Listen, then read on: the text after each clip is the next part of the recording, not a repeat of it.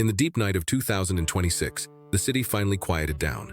Urban elite Tom was driving his newly picked up car on the expressway back home. Tom's personality is fiery, and he is known in the business world for being unforgiving when in the right. Although he has won many negotiations, he has also offended quite a few people privately. Suddenly, a black van crashed into the back without warning. Tom didn't react in time, and with a piercing sound of metal colliding, the rear of his new car was violently hit. Tom was filled with rage. He violently pushed open the car door and stepped out, ready to unleash a storm of wrath on the oblivious driver, even prepared to teach him a lesson. However, when the other car door opened, the curse that Tom had prepared got stuck in his throat. Getting out of the car was an elderly gentleman with gray hair, sweating profusely, trembling hands, and a look of panic in his eyes. The old man cried and repeatedly apologized. "I'm sorry. My wife fainted at home, and I was in a hurry to take her to the hospital.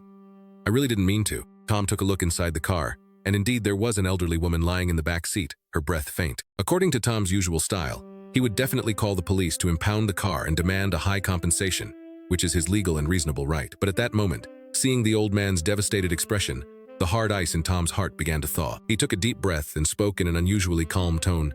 "Sir, saving a life is the priority.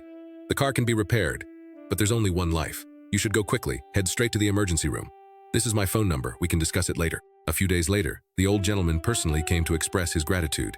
Not only did he cover all the repair costs, but he also brought a generous gift. During the casual conversation, Tom was surprised to discover that this old gentleman was actually the mentor of the chairman of a certain international logistics group who had been the key client he had been desperately trying to reach for half a year. The old gentleman said to the chairman on the phone, "This young man chose gentleness at the most reasonable time. He is a person worth entrusting." Tom sat on the sofa, cold sweat streaming down his back. He was grateful that night for not choosing to be a tyrant who doesn't spare those in the wrong, and for not destroying an old man's hope in a moment of extremity. He thoroughly realized, leaving a line in everything is not weakness, but a profound vision for life. Everyone has their own abyss and difficulties.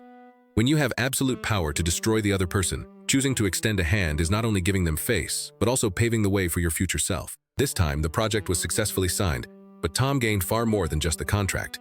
He began to rein in his aggression and learned to find common ground in conflicts. He understood that in an era where interpersonal relationships are highly intertwined, the favors you extend to others will eventually turn into helping hands at unexpected moments. The highest form of cultivation is to see the other person's embarrassment and yet choose to turn away gently.